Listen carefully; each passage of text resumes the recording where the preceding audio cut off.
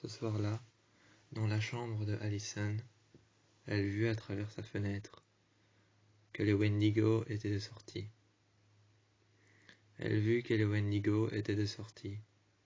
Elle vit dans la forêt les arbres, les herbes hautes, les branches frappées l'une contre les autres, le vent à travers les feuilles, la lumière qui disparaissait peu à peu.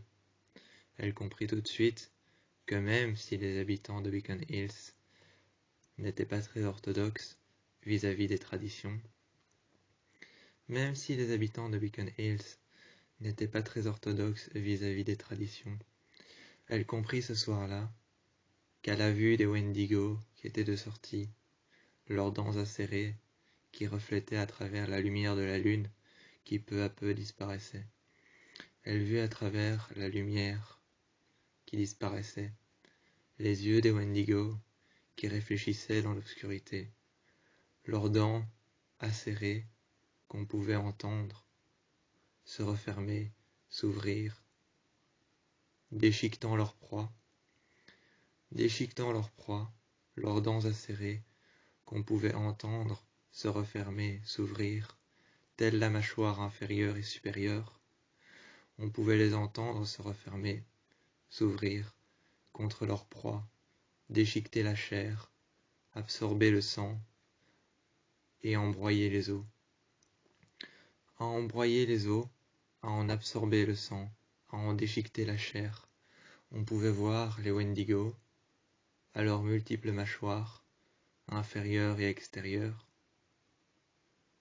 inférieures et supérieures, extérieures et intérieures. On pouvait voir que leurs mâchoires dans le noir réfléchissaient avec la lumière qui disparaissait. On ne voyait plus que leurs yeux pour finir. Pour finir, on n'y voyait plus que leurs yeux blancs, ronds, qui faisaient peur, qui donnaient froid dans le dos. Ces yeux qui donnaient froid dans le dos, la peur qui parcourait notre colonne vertébrale, l'angoisse qui montait jusqu'à notre gorge, nos poumons qui devenaient froids, notre cœur qui battait de plus en plus vite. Ce soir-là, Allison, qui venait de sortir de sa douche, mettant un essuie autour d'elle, ensuite, devant le miroir, essuyant la buée qu'il y avait devant elle, elle passèrent sa main devant la buée, essuyant un petit écart du miroir pour pouvoir apercevoir son visage. Le visage fixe dans le miroir, après avoir secoué ses cheveux, après avoir passé sa main sur le miroir, le regard fixe et neutre dans le miroir, se regardant à travers la buée, secouant ses cheveux, enlevant son essuie, le déposant par terre, mettant un soutien-gorge et une culotte, un jeans et ensuite un t-shirt léger. Elle sortit dehors et elle se mit ensuite sur la fenêtre. Elle se mit sur la fenêtre, à la fenêtre de sa chambre. Elles regardèrent la nuit dehors et elle vit passer des ombres. Elle vit passer des ombres dehors. Plus tard dans la nuit, elle vit passer des ombres aux yeux blancs qui courèrent dans la forêt, dans le froid. Ces ombres qui courèrent dans le froid, dans la forêt, aux yeux blancs, aux dents acérées, à la multiple mâchoire, autant intérieure que extérieure, autant inférieure que supérieure, les rugissements et les échos qu'elle entendait. Elle avait compris, dès le moment où elle était sortie de sa salle de bain, qu'elle avait secoué ses cheveux, qu'elle avait mis un soutien-gorge, une culotte, des sous-vêtements et un t-shirt assez banal, simple, qu'elle avait mis un jeans noir et un t-shirt simple, ni trop chaud ni trop froid. Elle était sortie de chez elle, par la fenêtre. Elle s'était mise donc accroupie sur le toit. Elle s'était assise sur le toit, accroupie tout d'abord, prenant position assise. Elles se couchèrent sur les dalles. Elles se couchèrent sur les dalles qu'il y avait sur le toit. Les tuiles et les dalles qu'il y avait sur le toit de sa maison, le toit de la maison des Argent. Elles se couchèrent sur les dalles, sur les tuiles, sur le toit de la maison, et elles regardèrent la nuit noire. Elles entendirent les rugissements venant de la forêt qui entourèrent l'hôpital psychiatrique et Ekenhaus. La forêt qui entourait Ekenhaus, elles en entendirent de loin les échos de rugissements, des rugissements de bestioles qu'elles pouvaient apercevoir dans l'ombre. Ces bestioles qui avaient des yeux blancs, qui avaient la mâchoire inférieure recouverte de sang, qui rugissaient à la lune qui disparaissait, leurs yeux blancs qui réapparaissaient, et pour certains, leurs ombres qui disparaissaient tout aussi vite qu'elles étaient apparues. On pouvait voir dans la forêt leurs ombres apparaître et le reflet de leurs yeux se cacher derrière les hautes herbes. On pouvait apercevoir des traces de griffes sur les arbres. Sur le tronc de l'arbre, de certains arbres, on pouvait entendre des traces de griffes. On pouvait entendre les branches craquer, hurler, grincer et frapper les unes contre les autres. Le vent qui hurlait, tel le cri d'un Wendigo. Cette nuit-là, elle comprit à sa fenêtre, assise sur les dalles de son toit, assise sur les tuiles du toit de sa maison, sur les dalles de son toit qu'il y avait devant sa fenêtre, elle comprit que c'était la nuit noire, la nuit d'Artémis. La nuit d'Artémis, malgré les croyances peu orthodoxes des habitants de Beacon Hills, la nuit d'Artémis était l'une des nuits les plus sombres dans laquelle les Wendigo,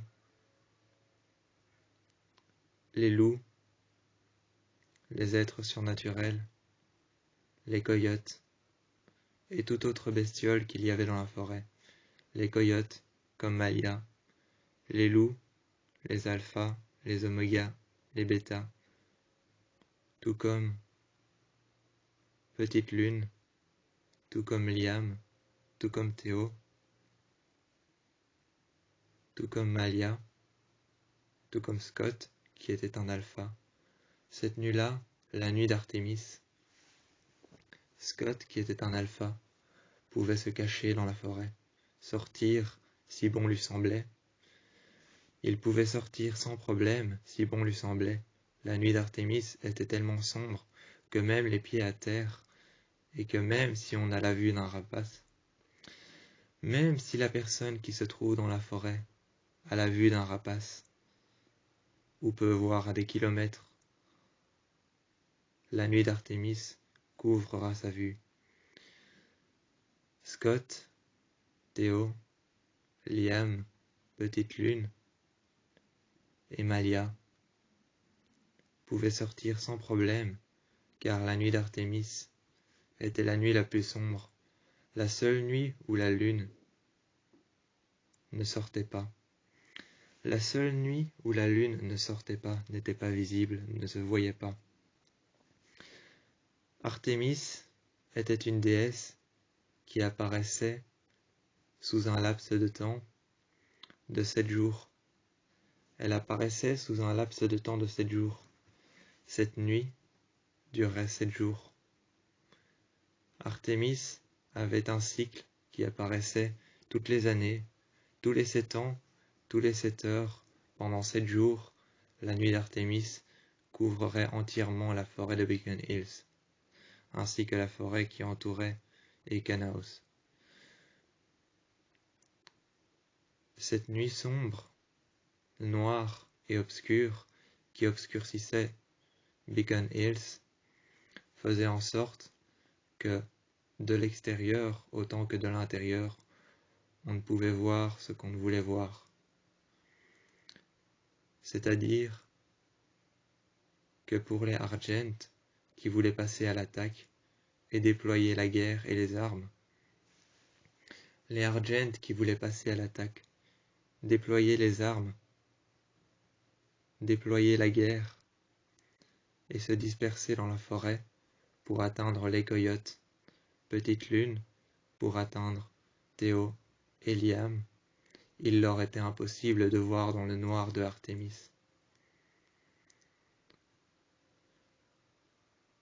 Malia sortit cette nuit-là, mais elle savait que grâce à la nuit d'Artémis, elle était protégée.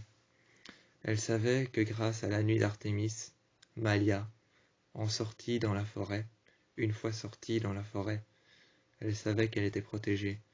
La nuit d'Artémis couvrerait l'entièreté de là où elle se trouve. La nuit d'Artémis couvrerait la vue des personnes qui la pourchasseraient. La nuit d'Artémis couvrerait entièrement tout ce que les personnes voudraient poursuivre comme proie. Ce soir-là, Liam et Théo sont sortis, eux aussi, pour pouvoir aller chercher du gibier à ramener à l'intérieur de la maison pour pouvoir nourrir Petite Lune. Petite Lune qui ne buvait que du sang, qui ne mangeait que du gibier, de la chair fraîche. Théo et Liam étaient sortis ce soir-là. Ils n'avaient pas encore pris conscience que c'était la nuit d'Artémis, la nuit la plus sombre. La guerre avait été déclarée. Les armes avaient été chargées. Kate, Chris et la mère de Allison étaient prêtes à partir au combat. Allison n'avait aucune envie de partir, elle avait juste envie de rester dans sa chambre, de faire semblant qu'elle était malade, qu'elle n'était pas bien, qu'elle allait mal et qu'elle ne voulait pas partir. Ce qu'elle fit. Chris, sa mère et Kate la laissèrent à la maison. Par prudence, Allison prévenut Scott et prévenu Styles que Kate et Chris étaient sur le point de partir armés, prêts à tuer et à déclarer la guerre. Scott, qui avait été prévenu par Allison, Styles, qui avait été prévenu par Scott, prévenu ensuite Théo, qui Théo prévenu ensuite Liam, qui Liam et Théo parcourut la forêt pour rejoindre Malia et pour lui prévenir que c'était la nuit d'Artémis et que Chris Argent et que Kate Argent étaient prêtes à dévoiler les armes. Ils étaient prêts à dévoiler leurs armes, à dévoiler leurs plans, à partir à l'attaque, à contre-attaquer et à partir armés jusqu'aux dents pour pouvoir traquer, poursuivre et attaquer. Pour pouvoir passer à l'attaque, ils étaient prêts, armés jusqu'aux dents, les armes chargées. Ils avaient déployé la guerre à travers la forêt. Ils étaient partis. Ils avaient rempli les balles de fusils. Ils avaient rempli les fusils.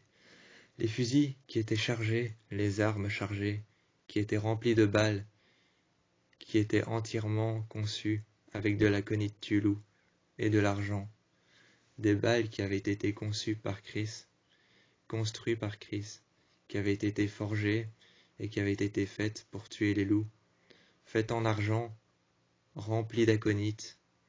Ces balles et ces fusils qui étaient chargés à ces fusils qui étaient chargés jusqu'à la dernière balle, ces balles de fusil qui étaient forgées et qui avaient été faites par Chris et par Kate Argent, qui étaient remplies d'aconite, qui avaient été faits en argent, des balles innommables qui avaient juste été faites pour tuer un loup, pour tuer un coyote, pour tuer un Wendigo, et ont ramené le trophée chez les Argent. Ces balles qui avaient été faites pour tuer un loup, pour tuer un coyote, pour tuer un Wendigo. Ces balles qui avaient été faites en argent, qui avaient été forgées en argent, forgées par Chris, qui avaient été forgées en laissant le symbole de la famille Argent en dessous de la balle. Il descend de l'aconite Tulu à l'intérieur et le symbole sur la balle. Ces balles qui avaient été forgées en argent, avec de l'aconite à l'intérieur, avaient été faites spécialement pour les coyotes, pour les loups et pour les wendigos, pour tous les arrêter et pour en ramener le trophée. C'est alors que Scott sortit lui aussi, la nuit d'Artémis, et prévenu tout de suite Théo et Liam qu'il fallait rentrer immédiatement, peu importe ce qu'ils avaient trouvé dans la forêt, peu importe ce qu'ils étaient partis faire, peu importe ce qu'ils étaient partis chasser pour Petite Lune, pour qu'ils puissent se nourrir de sang, de chair fraîche, peu importe ce qu'ils avaient trouvé, ils devaient repartir aussitôt qu'ils étaient venus dans la forêt. Pareil pour Malia, qui était venue dans la forêt ce soir-là. Elle devait partir aussitôt qu'elle était venue dans la forêt. Elle devait y partir aussitôt qu'elle y était venue, car le danger pouvait sortir de n'importe où. Le danger pouvait sortir de n'importe où. De n'importe où il se trouvait, le danger pouvait y sortir, y surgir. Sortir dans le noir, arriver dans le noir, surgir de l'obscurité, le danger était tout autour d'eux. Théo, Liam, courut alors jusqu'à la maison sur leurs 4 pattes, sous l'apparence d'un loup brun et d'un loup gris. Sous l'apparence d'un loup brun et d'un loup gris, aux yeux jaunes qui voyaient à travers la forêt, à travers l'obscurité de la forêt. Seuls les loups, seuls les wendigos et seuls les coyotes pouvaient voir lors de la nuit d'Artémis. C'était leur seul avantage. Ce soir-là, Théo prit alors le gibier qu'il avait chassé, un cerf qu'il avait dans la gueule, et Liam, qui lui avait chassé un second cerf et un lapin, ainsi qu'un lièvre. Un lièvre, un lapin et un cerf qui avait été chassé par Liam, un cerf tout entier et une biche qui avaient été chassés par Théo. Il les prit alors tous les deux et repartirent tout aussi vite qu'ils étaient venus dans la forêt, à travers les arbres, à travers la terre, humide, froide, sentant la pourriture, la décomposition et l'humidité, à travers la terre froide qu'il y avait tout autour d'eux, dans la forêt. Il repartit tout aussitôt qu'ils étaient venus. Ils arrivèrent devant la maison dans laquelle ils s'étaient enfermés, une sorte de bunker en quelque sorte. Une sorte de bunker, en quelque sorte un endroit où ils s'étaient mis en sécurité avec Petite Lune. En quelque sorte, cet endroit dans lequel ils étaient mis en sécurité, cet endroit dans lequel ils étaient mis en sécurité. Ils s'y enfermèrent avec le gibier mort du cerf qui avait été chassé par Théo, avec le gibier mort du cerf qui avait été chassé par Liam, avec le gibier mort de la biche qui avait été chassé par Théo, et avec les gibiers morts du lapin et du lièvre qui avait été chassé par Liam. Ils déposèrent tout par terre devant Petite Lune, qui sentirent l'odeur du sang et qui s'approchèrent des gibiers morts. Ils s'approchèrent lentement, patte après patte. Ils s'approchèrent lentement. Tout d'abord, il se mit face au gibier mort. Ils regardèrent ce qu'ils avaient chassé. Et ensuite, ils avancèrent, patte après patte, laissant des empreintes derrière lui, dans la poussière qu'il y avait dans l'endroit dans lequel il s'était réfugié. Laissant ses empreintes de pas derrière lui, ils avancèrent, patte après patte, et regardèrent les gibiers morts. Tout d'abord, il but le sang, et puis il se nourrit de chair fraîche.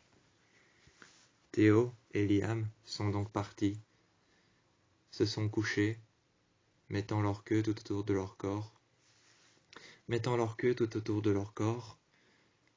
laissant Petite Lune déchiqueter la chair fraîche et en boire le sang. Ils passèrent leur queue autour de leur corps et laissèrent Petite Lune manger pendant que eux le regardaient, la queue autour de leur corps. En attendant Malia. La nuit était sombre, noire et obscure. À divers endroits, des nuages gris, blancs et très pâles planaient à la surface de la forêt. À la surface de la forêt, à divers endroits, des nuages pâles, gris et sombres planaient à la surface, tandis que la forêt elle-même était plongée dans un noir intense à l'intérieur de cette forêt, en dessous des nuages planant au-dessus du ciel gris. En dessous s'y trouvait, entre les arbres, dans l'obscurité, dans le froid, caché sur le sol, caché derrière les arbres, caché et dissimulé dans les hautes herbes, caché contre le sol froid, fait de terre, de boue, de poussière, de pourriture, de hautes herbes et encore de bien d'autres choses. Le sol froid, fait de terre noire, froide, fait d'eau, de pourriture, de terre et de bien d'autres choses, dissimulées dans la forêt, se cachaient les Wendigo, ces bestioles qui couraient à travers la forêt. Ces bestioles qui couraient à travers la forêt, qui se protégeaient du froid en se cachant contre le sol, qui se camouflaient avec la terre noire, qui se cachaient et se dissimulaient dans les hautes herbes. Au-dessus d'eux, les Argent étaient prêts à passer à l'attaque. Ils venaient tout juste de charger les fusils, de remplir les chargeurs de balles qui ont été forgées par Chris Argent, des balles de fusil qui ont été forgées par Chris Argent, qui ont été faites d'argent, qui ont été remplies d'aconite, qui ont été faites pour tuer des loups, pour tuer des coyotes, et pour tuer les Wendigo, qui ont été faites pour déclarer la guerre et pour ramener un trophée. Ce trophée sera un Wendigo, un loup et un coyote. Les Argent venaient tout juste de déclarer la guerre. Tant qu'à eux, de l'autre côté, chez eux, de l'autre côté, tant qu'à eux, ils ne le savaient pas, mais ils venaient tout juste de déclarer la guerre. Ils venaient de déclarer la guerre, mais tant qu'à eux, chez eux, il y avait bel et bien Allison qui sortait de sa douche, qui s'habillait, mettant un jeans noir, militaire, mettant un t-shirt noir, un simple t-shirt noir. Elle s'était assise dans sa chambre et elle attendait, avec un simple t-shirt noir, un jeans militaire et des baskets noires aux lacets blancs qu'elle était en train de lacer. Elle se releva, elle se mit face à son mur. Elle essuya ses cheveux une nouvelle fois avec ses mains. Avec ses mains, elle essuya une nouvelle fois ses cheveux. Elle rangea son essuie. Elle coupa l'eau de la douche. Elle referma la porte derrière elle. Elles passèrent dans sa chambre, et c'est en essuyant ses cheveux qu'elle prit alors son arc. Elle prit son arc sur le côté. Elles le chargèrent. Elle mit alors des flèches dans un sac qu'elle ouvrit tout d'abord.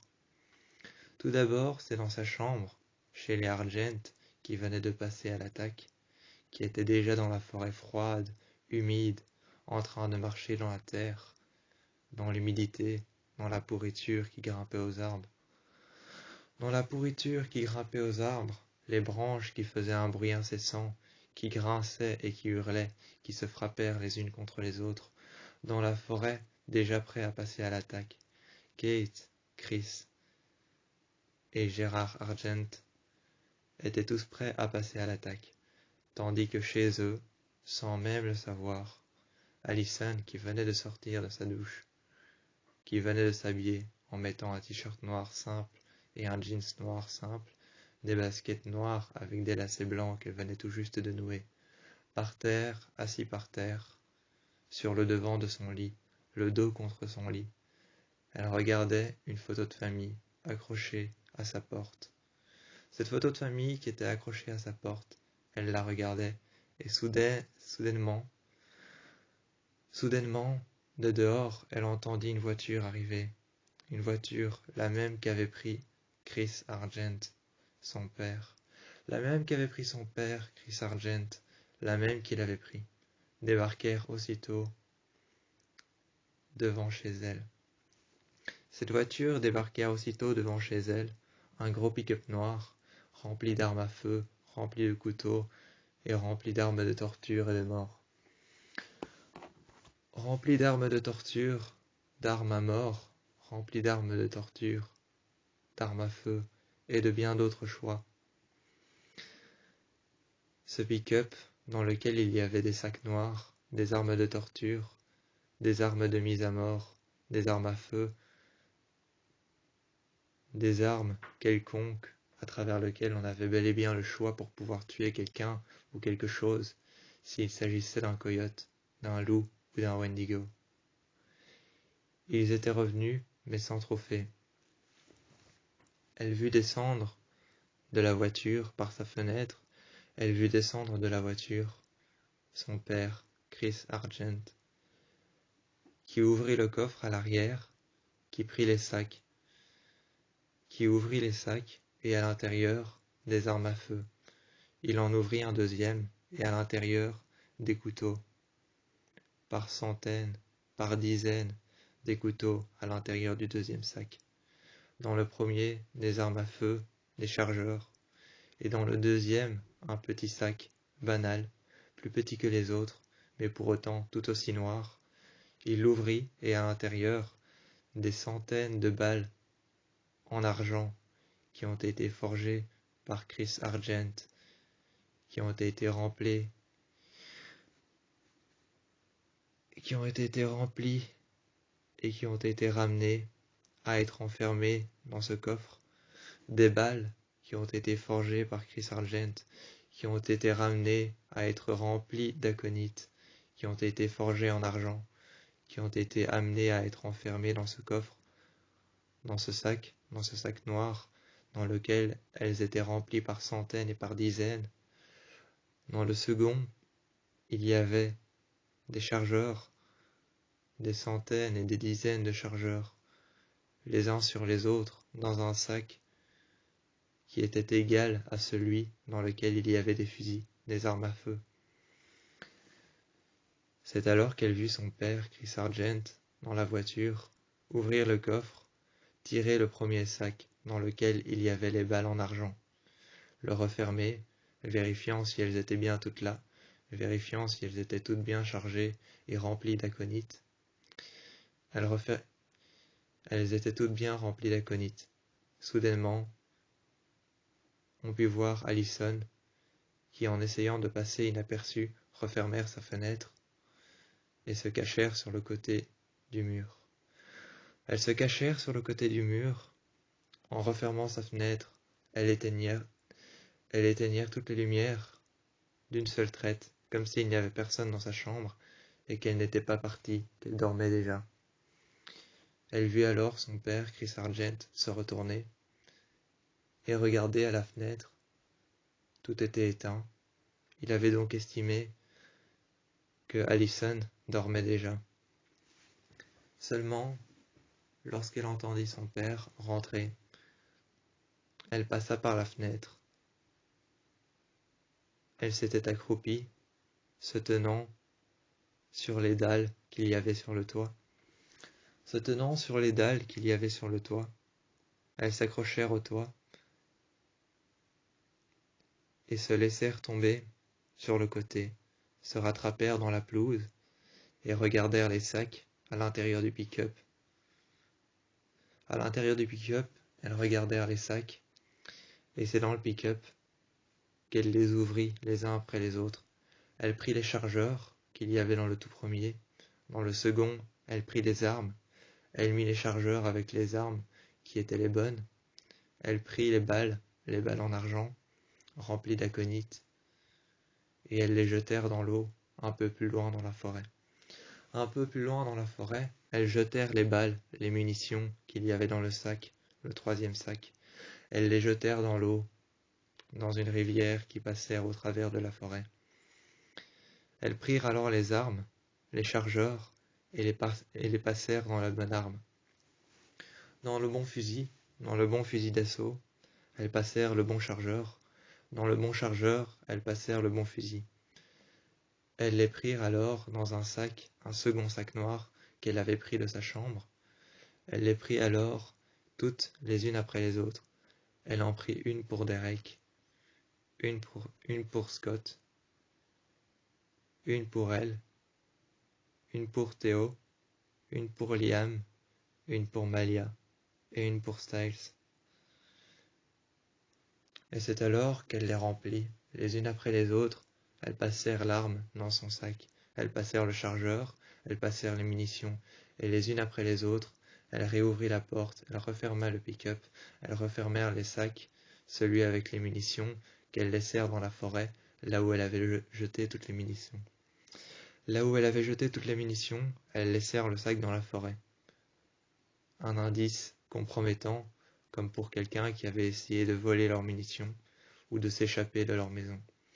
Un indice compromettant qui pouvait peut-être tromper Chris Argent et Kate Argent, qui avaient déjà déclaré la guerre depuis longtemps, qui étaient dans la forêt, comme pour faire croire que quelqu'un avait essayé de leur voler leur fusil.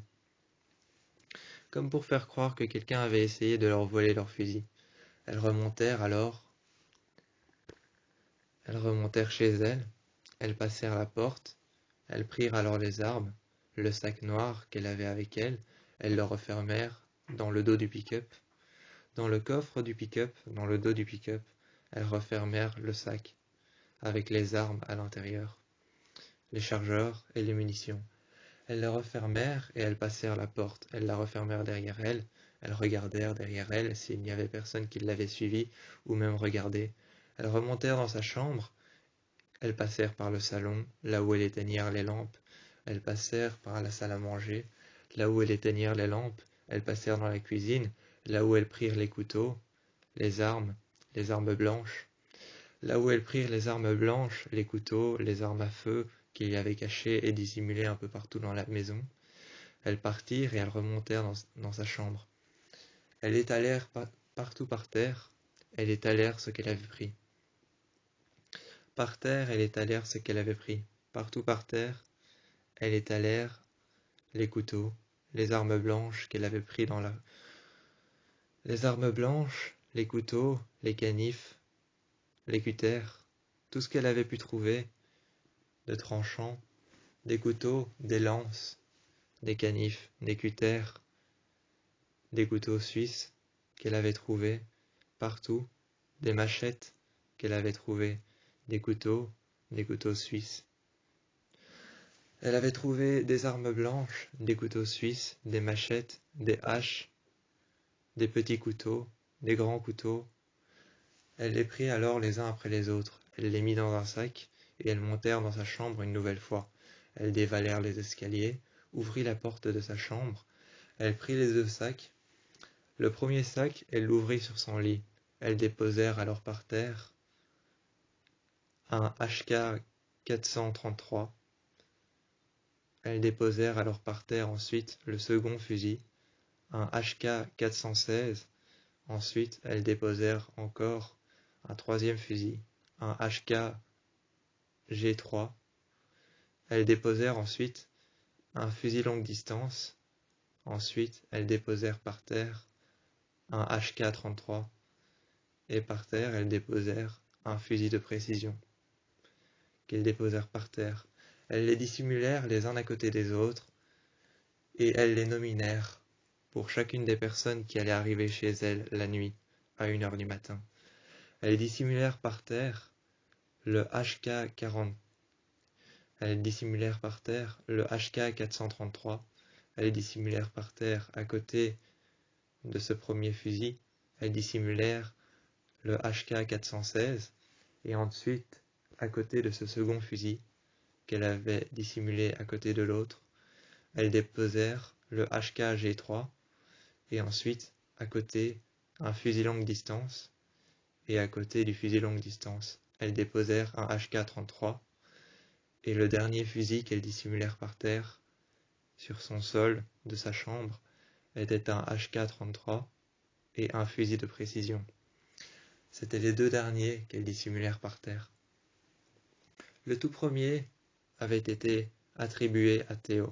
Le deuxième avait été attribué à Liam. Le second avait été attribué à Malia. Le fusil longue distance avait été attribué à Derek.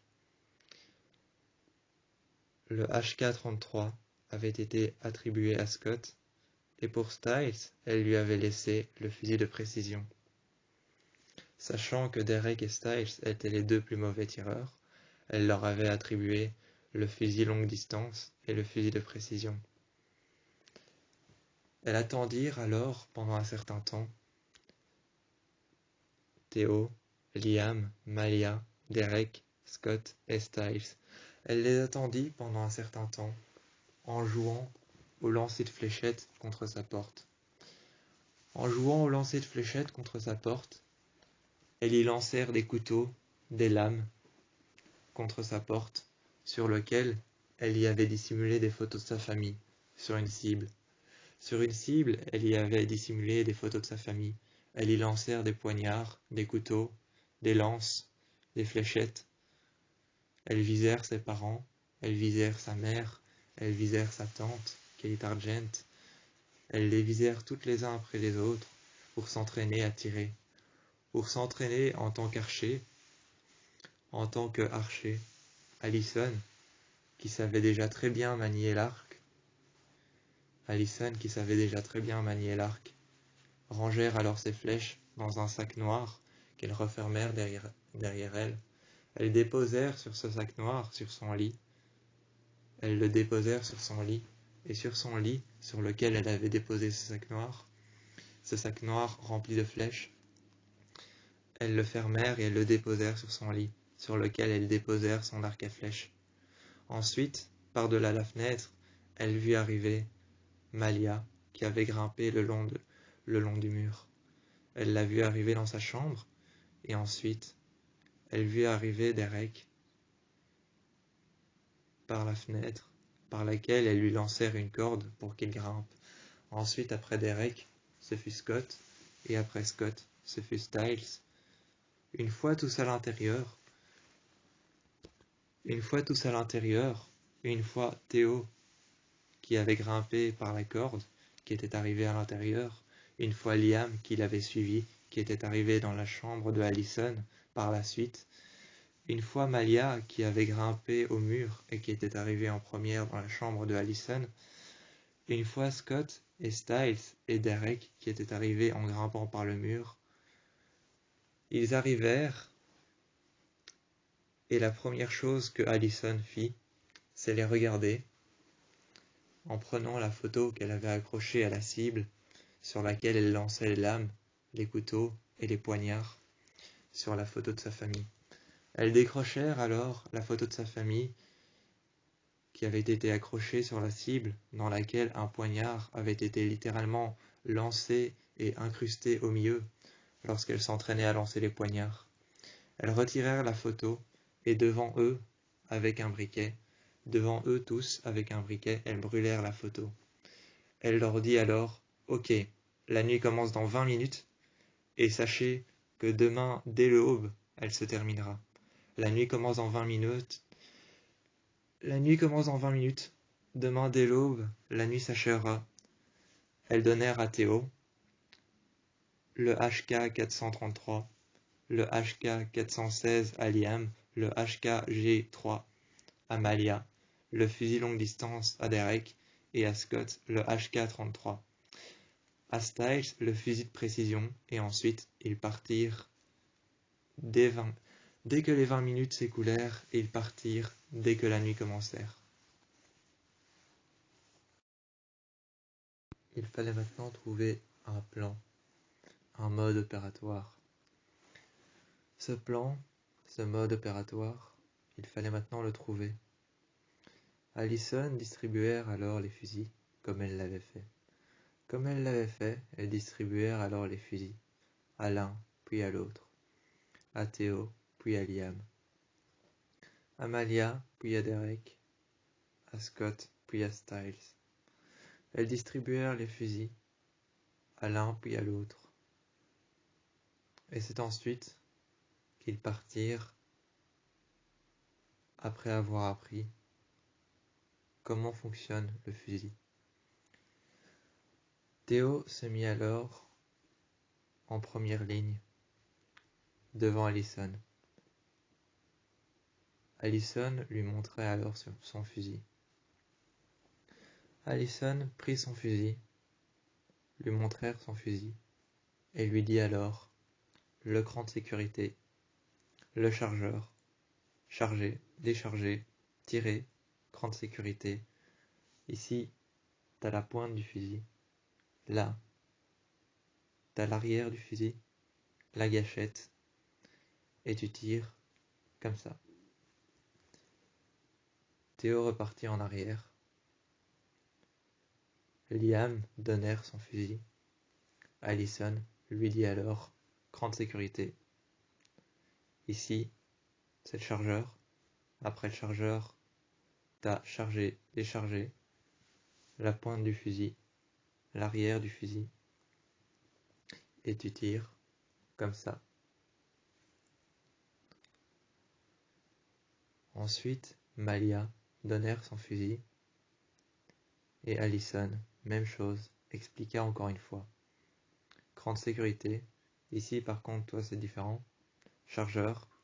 Le chargeur, tu le charges et tu le décharges à main nue. Ça, c'est la pointe du fusil. Ça, c'est l'embout. Ici, t'as l'arrière. Et l'arrière, toujours le garder en dessous. Toujours le garder en dessous. Ensuite, Derek passèrent, lui donnèrent son fusil. Et Allison, même chose, lui expliqua brièvement. Bon, toi, c'est un fusil longue distance, donc chargeur, cran de sécurité, pointe. Et ici, t'as le cran de sécurité, et en dessous du cran de sécurité, t'as le canon pour viser. Le canon pour viser, petite règle importante, répéta Allison. Petite règle importante, répéta Allison à tout le monde. Au bout du canon, il y a une petite ligne, une petite entaille. Quand vous voulez tirer sur une proie, sur quelque chose, toujours regardez que votre cible soit dans la ligne de mire du canon. Donc, Derek, cran de sécurité, chargeur, canon, et tu tires avec la détente. Styles, c'est pareil, cran de sécurité, chargeur, canon. Ici, t'as le cran de sécurité et tu tires avec la détente. Scott, toi, c'est chargeur électrique. Ici, t'as le canon, le cran de sécurité et en dessous, t'as la détente. Après avoir répété les règles pour chaque fusil, ils commencèrent à simuler la mort d'Allison. Tout d'abord, Styles demandèrent à tout le monde de déposer les armes. Tout le monde se désarmèrent, comme Allison l'avait expliqué. Allison, pendant ce temps-là, était assis par terre, regardait tout le monde, la tête vers le haut, le regard plus ou moins vide. Le regard plus ou moins vide, elles regardèrent tout le monde, et les uns après les autres, Ils déchargèrent leurs fusils. Ils enlevèrent le cran de sécurité. Ils déposèrent la sangle par terre, le fusil par terre. Ils défaisèrent le chargeur. Et par terre, leurs fusils étaient déposés, déchargés, défaits. Ils s'asseyèrent tous, les jambes croisées par terre, tout comme Allison, qui était en train de décrocher chaque photo de son mur, de les déchirer et de les brûler une après une. Elles les brûlèrent une après une, les photos de son père, de sa mère, de sa tante, Kate, de Chris. Toutes les photos qu'il pouvait y avoir dans sa chambre, de Chris Argent, de Kate Argent, de sa mère, de son père, de tout le monde. Elles les brûlèrent les unes après les autres. Elles regardèrent tout le monde avec un sourire en coin, les cheveux encore mouillés de lorsqu'elle est sortie de sa douche et qu'elle les avait essuyés avec ses mains. Les cheveux encore mouillés, elles regardèrent alors tout le monde, un sourire en coin. Elles brûlèrent les photos, comme pour prévenir qu'il était temps de partir. Comme pour prévenir qu'il était temps de partir, elles brûlèrent les photos. Elle se mit alors à brûler les photos. Tout d'abord celle de son père, Chris Argent, ensuite Kate Argent, sa tante, et ensuite sa mère. Sa mère qui pour elle l'avait toujours négligée, l'avait délaissée et l'avait laissée seule. L'ayant toujours laissée seule, lui disant que c'était pour lui faire confiance.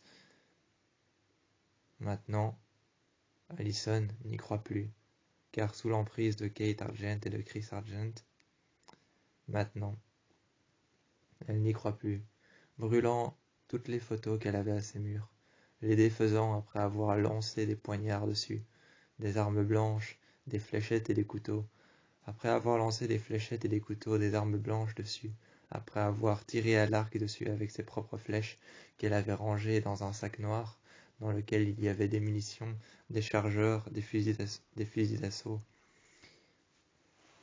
dans lequel il y avait des fusils d'assaut, des chargeurs, des munitions, et encore beaucoup d'autres choses pour partir à la chasse. Elles donnèrent alors à tout le monde un fusil d'assaut, et ils partirent, armés, avec un deuxième fusil d'assaut qui pourrait leur servir durant le combat. Durant le combat, ils avaient tous un deuxième fusil qui pourrait leur servir. Ils partirent alors, dès les 20 minutes écoulées, ils partirent, tous les uns après les autres, avec leurs armes en main. Dans la nuit froide, à travers laquelle on pouvait voir que la pourriture grimpait le long des arbres, à travers la nuit froide, on pouvait y voir qu'il faisait sombre, qu'il faisait froid, qu'il faisait noir, mais on ne pouvait pas y voir à plus d'1 mètre. Lentement mais sûrement, dos à dos, Théo et Liam marchaient. Dos à dos, ils marchaient, l'un contre l'autre, sûrement mais lentement. Dès qu'ils entendaient un bruit, comme Allison leur avait expliqué, ils se cachaient derrière un arbre. Ils dégainaient leur arme et ils la mettaient tout contre eux.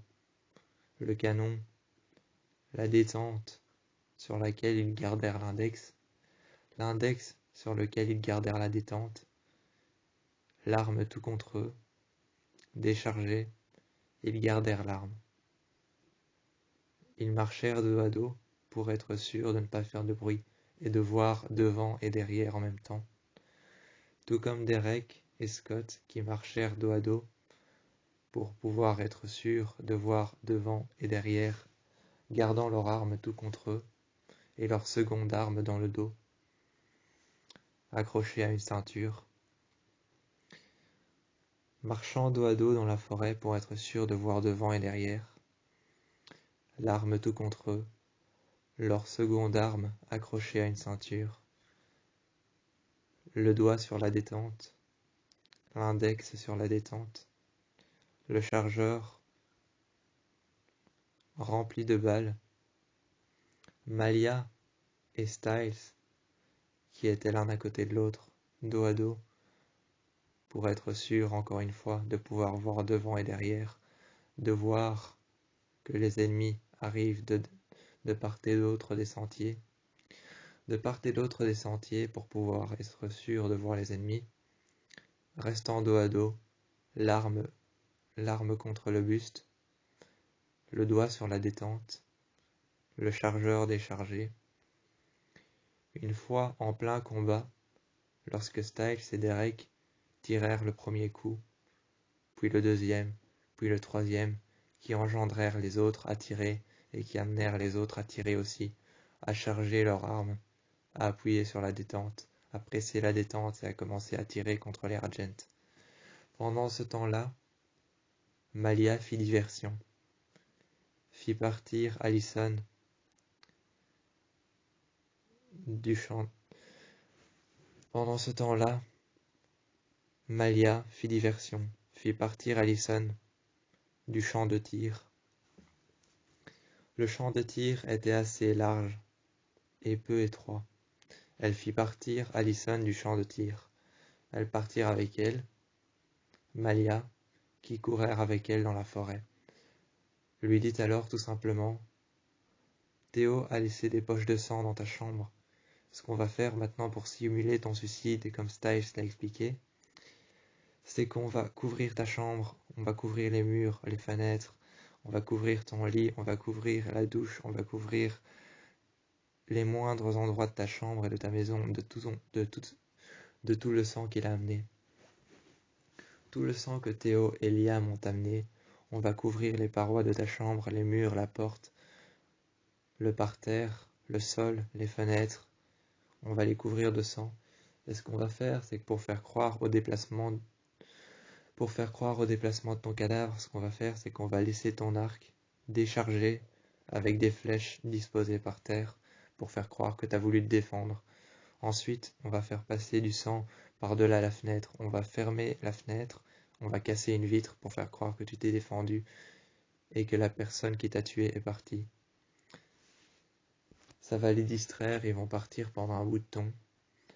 Bon, ils vont partir pendant un bout de temps, ça va les distraire. Et ce qu'on va faire, c'est qu'on va aller remplir un cercueil de pierres pour pouvoir faire croire qu'il y a quelqu'un à l'intérieur et que c'est toi. Ensuite, la nuit, je te déposerai au cimetière. Je te déposerai au cimetière la nuit. Je te laisserai un masque à oxygène. Tu enlèveras les pierres une à une, tu t'enfermeras dans le cercueil et je mettrai le cercueil sous terre. Tu pourras respirer toute la nuit, tu pourras dormir toute la nuit avec le masque à oxygène. Ensuite, Styles, Scott, moi et Derek, on viendra tous se chercher. On viendra te chercher demain à l'aube. Et sous l'influence de l'ombre des arbres, on pourra enlever le cercueil de la terre, l'ouvrir, te faire sortir. On te fera rentrer dans la Jeep et on partira te mettre en sécurité chez Scott. Ensuite, moi, Styles, Derek et tous les autres, on partira continuer le combat avec les Argent. On les éloignera de plus en plus de chez eux. On les éloignera de chez eux et on te laissera ici, chez Scott, pendant que Derek, moi, Théo, Liam et les autres, on partira éloigner les Argent. Ils vont croire à ton suicide quand ils seront rentrés. Ils vont penser que tu es réellement morte et le cercueil avec les pierres, on le remplacera par celui dans lequel tu étais avec le masque à oxygène. Ils vont faire toute une cérémonie pour croire à ta disparition. Ils vont essayer de pourchasser la personne qui t'a tué. Ils vont poser des questions aux gens qui se trouvent dans Beacon Hills, aux personnes qui n'ont rien à voir avec l'histoire de ta mort. Ils vont leur poser des questions. Ça nous laissera du temps pour t'emmener jusqu'à chez Scott. Et ensuite, ça les distraira et on pourra partir le plus loin possible. Lorsqu'on les aura distraits et qu'ils seront déjà en train de t'enterrer vivante pour de faux et qui poseront des questions à la police pour pouvoir joindre la personne qui t'a tué, on va prendre le temps de t'emmener jusqu'à chez Scott, de partir le plus loin possible et ensuite tu seras libéré de l'emprise de ton père. Tout ce qu'on pourra faire après, Tout ce qu'on pourra faire après ça, ce sera retourner chez toi, on effacera le sang, on reprendra ton arc, on reprendra tes flèches, on reprendra les sacs avec les armes, les chargeurs et les munitions. On rangera les balles en argent qui ont été faites par ton père. On rangera les balles en argent qui ont été faites par ton père, qui ont été forgées par ton père, dans lesquelles on a trouvé de l'aconite. On les laissera dans l'eau, on les balancera dans la rivière, et on les laissera partir avec le courant. Ensuite, on reviendra chez toi, on prendra ton arc, on prendra tes flèches, on prendra les armes, on prendra les chargeurs, on prendra les sacs, on prendra le pick-up, on prendra la Jeep de Styles et on partira avec les armes, avec les munitions et avec les chargeurs. Et lorsqu'ils essaieront d'attaquer les Wendigo, lorsqu'ils essaieront d'attaquer les coyotes, lorsqu'ils essaieront d'attaquer les loups, le combat pourra commencer et tu pourras enfin montrer à ta famille que t'es pas celle que tu penses. Tu pourras montrer à ta famille que t'es pas celle que tu penses, que t'es pas la Argent que tu crois être, que t'es plus que ce que tu crois. Tu pourras montrer tout ça et lorsque le combat aura commencé, on ira les attaquer dans la forêt. Plus tard, dans la forêt, lorsque la nuit était écoulée, que le temps était écoulé, dès l'aube, ils partirent vers la forêt. Ils commencèrent à tirer. Dans les champs de bataille, près des roches noires, là où ils avaient voulu avoir Petite Lune, près des roches noires, ils partirent dans la forêt. Derek commencèrent à tirer, tirèrent le premier coup, Styles tirèrent le deuxième coup et ouvrit le champ de bataille.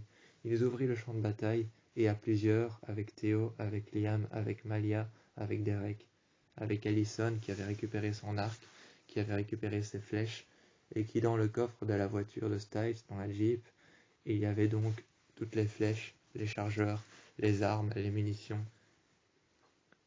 À l'intérieur de la Jeep, ils se cachèrent et ils en firent un bunker dans lequel ils laissèrent passer le canon des armes, à travers lesquels ils tirèrent des coups francs sur les Argent.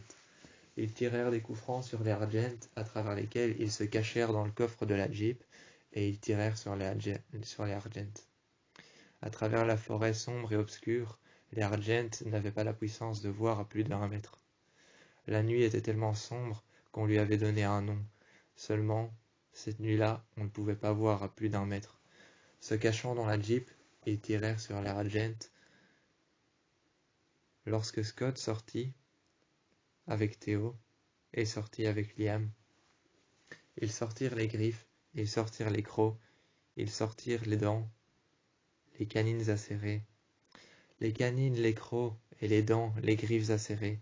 Ils sortirent les griffes, se transformèrent et se métamorphosèrent en loups, Liam, Théo et Scott, ainsi que Derek, qui les avait accompagnés. Prirent alors leurs armes, restèrent dans la voiture, tout comme les autres, Malia, Derek et Styles restèrent dans la voiture et tirèrent des coups francs sur les Argent, pendant que Scott, Théo et Liam partirent métamorphosés en loup brun, en loup noir et en loup gris, aux yeux jaunes, voyant à travers l'obscurité de la forêt.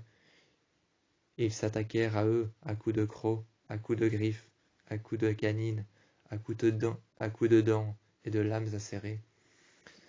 À coups de lames acérées, de dents, de griffes et de crocs, ils s'attaquèrent à eux. Ils leur lancèrent des lames. Ils se métamorphosèrent en humains, se cachèrent derrière. Ils se métamorphosèrent en humains, se cachèrent derrière les arbres, leur lancèrent des lames, des couteaux et des lances.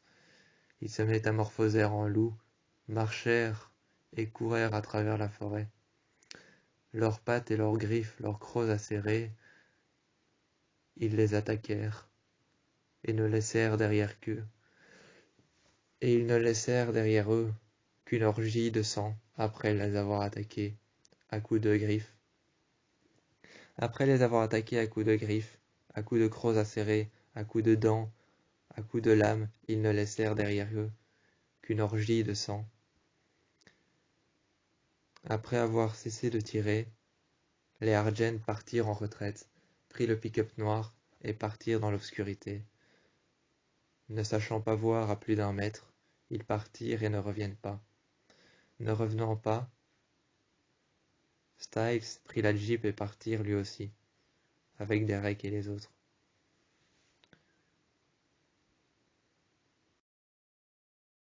Vide, un corps disparu. Ils retrouvèrent leur maison couverte de sang. À l'extérieur, les murs eux-mêmes étaient couverts de sang. Sur la porte, il était écrit « Lâche ». Sur les murs, ils avaient écrit « Judas ».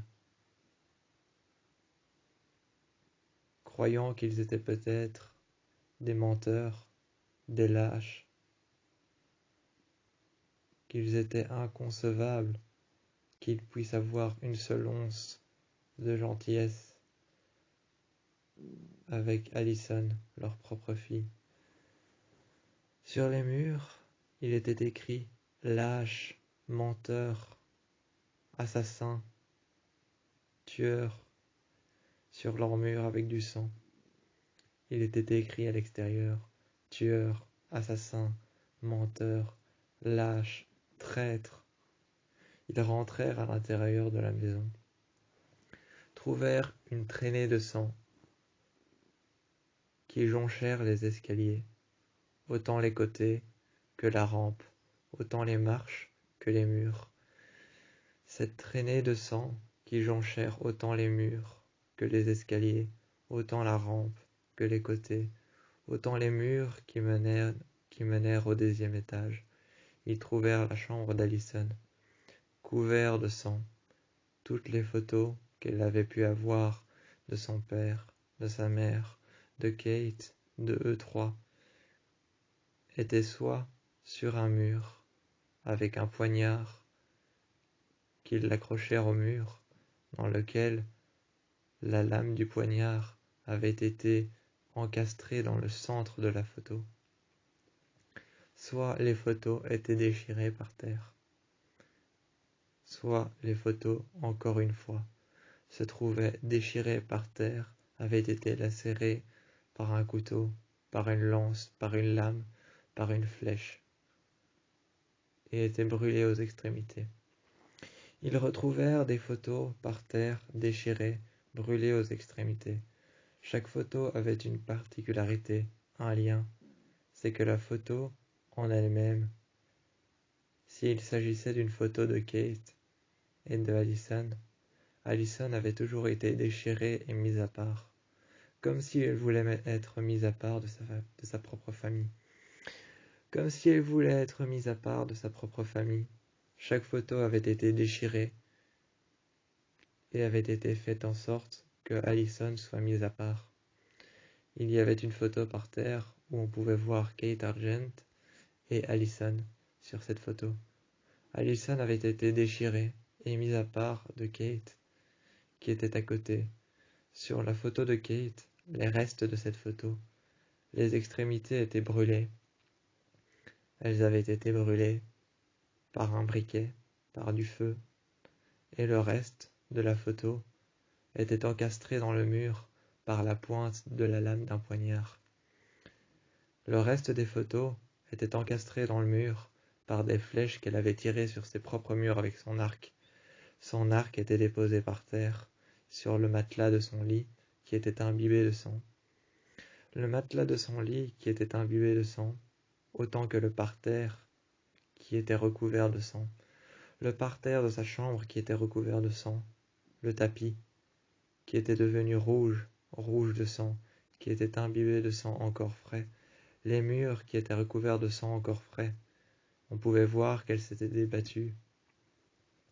On pouvait voir que sur les murs, elle s'était débattue. Il y avait des traces de mains qui prouvaient qu'elle s'était débattue, que quelqu'un avait essayé de la tuer. Ces traces de mains prouvaient qu'elle avait essayé de se débattre, comme si elle avait essayé de résister jusqu'au bout. Mais son corps avait bel et bien disparu. Il n'y avait qu'une traînée de sang qui jonchait le mur de la fenêtre qui était ouverte à moitié, qui était à moitié refermée, dont le vitraux sur le côté inférieur gauche était cassé. On pouvait y voir le vent qui passait au travers et qui laissait un bruit traverser à travers la vitre qui était cassée. À travers la vitre qui était cassée, on pouvait entendre le bruit du vent qui laissèrent un bruit passer à l'intérieur de sa chambre. Le sang qui était imbibé dans le tapis, par terre, le sang qui était sur les photos au mur, les photos au mur qui étaient encastrées dans la lame d'un couteau, qui elle-même était encastrée dans le mur, les photos par terre qui étaient déchirées, dispersées par terre par petits morceaux, par petits bouts et par poignées. Par poignées, les photos étaient déchirées, avaient été dispersées par terre, et aux extrémités, les photos qui n'avaient pas été brûlées étaient brûlées aux extrémités, mais n'avaient pas été déchirées. Les photos qui n'avaient pas été déchirées étaient brûlées aux extrémités et avaient été laissées par terre. Tout autour d'eux, il y avait du sang.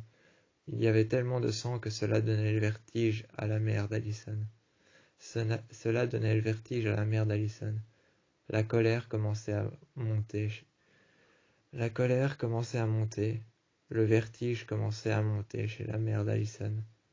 Chez Kate, la vengeance et la colère commençaient à monter. Chez Chris, il en était de même. La colère commençait à monter.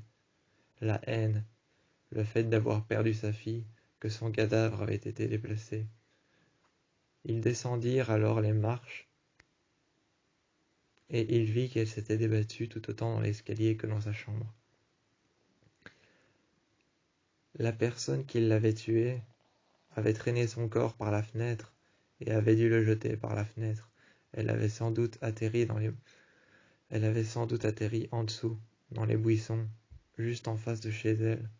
Elle s'était écrasée sur le sol, sur lequel, juste devant chez eux, devant la porte, il y avait une traînée de sang qui prouvait que son corps avait été traîné.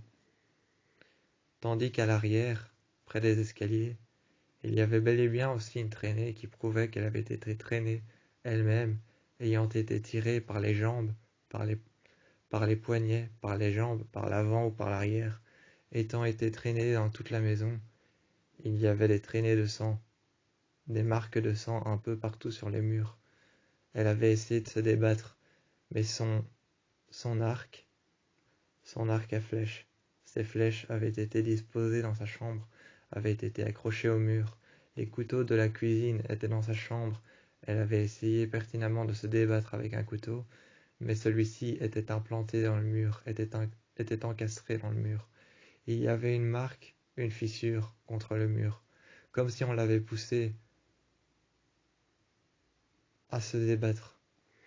Comme si on l'avait poussé à se débattre, il y avait une fissure dans le mur, comme si on l'avait poussé contre le mur, comme si on avait encastré sa tête contre le mur pour pouvoir l'assommer et qu'elle soit devenue inconsciente.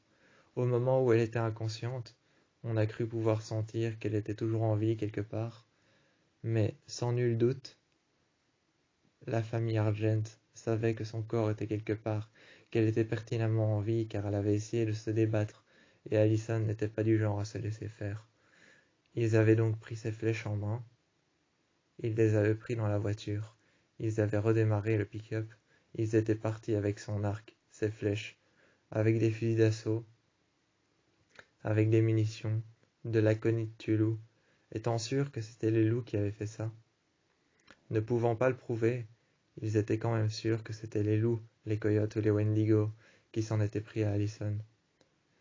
Ils étaient donc partis sur la route, laissant derrière eux une traînée de sang, étant sûrs qu'ils allaient retrouver dans la forêt, peut-être contre un arbre, ou alors dans un ruisseau, la tête sous l'eau, le corps d'Allison, recouvert de sang, avec peut-être des fragments de vitres encastrés dans son dos, sous la chair des fragments de vitres, ou peut-être un couteau dans le dos, des lacérations sur le bras, du sang qui recouvrait sa tête, son visage, son corps, qui était peut-être traîné dans l'eau, dans la boue, dans la terre, dans l'humidité et la pourriture qui avaient peut-être déjà envahi son bras, qui avait commencé à joncher son corps.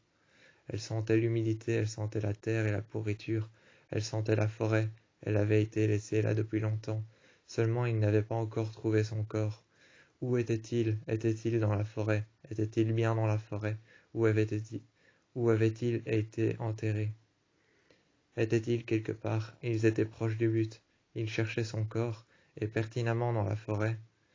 Scott, Styles, Derek, Theo et Liam se cachaient, avant de passer à l'attaque et de tirer les coups francs sur eux. Le combat s'engage, et une nouvelle fois, un deuxième combat, un troisième combat s'engageait, lorsque Styles et Derek avaient tiré les coups francs qui ouvrit le combat envers les Argent par rapport à Malia, le coyote. Malia, qui était le coyote, Théo et Liam, qui étaient les Oméga, Derek et Styles, qui étaient les Alphas. Le combat avait commencé, ce combat imperceptible, ce combat sans précédent, imperceptible à travers lequel on ne pouvait voir à 1 mètre, on ne pouvait voir sur qui on tirait. Si ça se trouve, chaque personne qui essayait de protéger mutuellement les autres tirait sur la personne qu'ils essayaient de protéger. Ce combat était imperceptible, on ne pouvait voir à 1 kilomètre, on ne pouvait voir à 1 mètre, ni même proche de soi ou proche de la personne contre laquelle on était, on ne pouvait voir qui c'était. Il faisait tellement sombre cette nuit-là que tirer des coups francs sur les Argent, on ne savait même pas sur qui on tirait. On ne savait même pas si on tirait sur le père de Allison, si on tirait sur la tante de Allison ou la mère de Allison. On ne savait pas si c'était Chris Argent, Kate Argent ou encore la mère de Allison. Personne ne savait sur qui il tirait. Il faisait tellement sombre, tellement froid. Ça sentait l'humidité, la terre et la pourriture. Ça sentait la forêt. Le corps d'Allison était toujours porté disparu, mais Allison était du côté de Théo et Liam, de Scott et Styles. Elles étaient de leur côté, ils étaient de leur côté. Elles tiraient des coups francs, elles tiraient des flèches, mais lorsque les Argent ont remarqué que des flèches étaient en train d'être tirées du côté de Théo, Liam, Scott, Derek et Styles, ils ont donc su qu'elle avait simulé sa mort pour échapper à son père et rejoindre le côté des loups. Ils avaient donc compris qu'elle avait rejoint le côté des loups, des coyotes et des wendigos pour pouvoir combattre son père et se venger de tout ce qu'il lui avait fait subir. Ils étaient donc partis, avaient déchargé les armes et étaient repartis chez eux. Ils réfléchissaient à comment prendre Allison, comment la prendre dans son propre jeu, comment prendre les loups, comment prendre les coyotes, comment prendre les wendigos et Allison qui s'étaient jointes à eux, comment la prendre dans son propre jeu, comment la combattre à son propre jeu. Allaient-ils eux aussi essayer de simuler une mort, ou allaient-ils eux aussi faire semblant d'enterrer son corps alors qu'ils savaient pertinemment que Allison avait rempli un cercueil de pierre pour faire croire que quelqu'un était à l'intérieur. Les Argent allaient donc organiser une fausse cérémonie pour tromper les loups, les coyotes et les wendigos, ainsi que Allison. Mais seulement, Allison était beaucoup plus futée que ça. Les loups, les wendigos et Malia, le coyote, étaient beaucoup plus rusés et perfides. Ils savaient que ce plan n'allait pas fonctionner, n'allait pas les perturber, n'allait pas leur faire perdre conscience.